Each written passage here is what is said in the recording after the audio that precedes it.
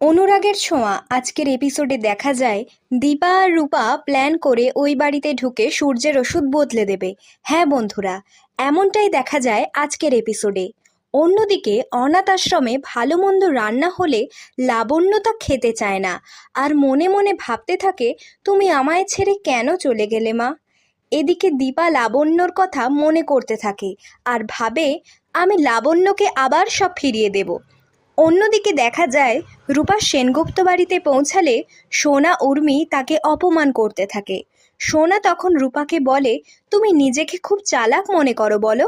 বিজনেসের নাম করে তুমি বাবার সাথে দেখা করতে চাও, আর সেটা আমি হতে দেব না। আমাদের একটু শান্তিতে থাকতে দাও, আর তুমি এখন এখান থেকে চলে যাও। তখন প্রবীর এসে বলতে থাকে, রূপা দিদিভাইকে তোমরা আটকাতে পারো না, ও এ বাড়ির মেয়ে, তাই ও যখন ইচ্ছা তখন এ বাড়িতে আসতে পারে।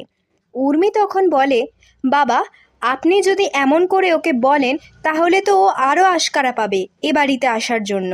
তখন প্রবীর বলে, এটা তোমার খেলাঘর না যে তুমি যা চাইবে তাই হবে।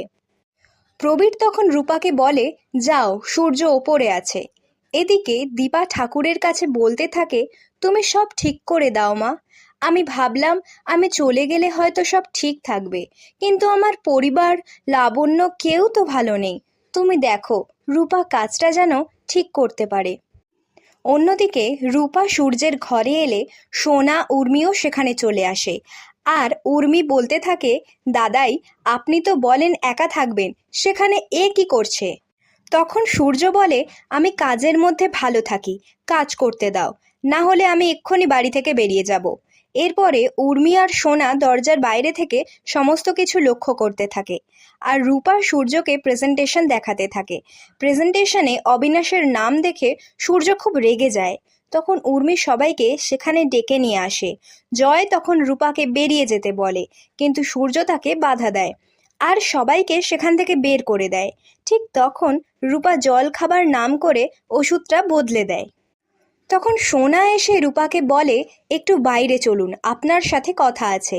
এরপর তারা বাইরে গেলে সোনা রূপাকে বলতে থাকে, তুমি বাবাকে ইমোশনাল কথা কেন বলছো? তুমি এক্ষুনি এ বাড়ি থেকে চলে যাও। রূপা তখন বলে, তুমি যে অধিকারে এই কথা বলছো সেই অধিকার কিন্তু আমারও আছে এ বাড়িতে। অন্যদিকে উর্মি ওষুধ মেশানো খাবার নিয়ে যায় সূর্যের জন্য, আর সেটা জোর করে সূর্যকে খাইয়ে দেয়। তখন সূর্য খাবার খেয়ে ঘুমিয়ে পড়ে। অন্যদিকে রূপা বাইরে বেরিয়ে তার মাকে বলতে থাকে সে বাড়িতে কি কি হয়েছে। ঠিক সেই সময় দীপ ফোন করে বলে, তুমি এক্ষুনি এসো এই বাড়িতে বড় মা, জেঠুর শরীর খারাপ হয়েছে। এবার কি করবে দীপা? সূর্যকে কি পারবে বাঁচাতে?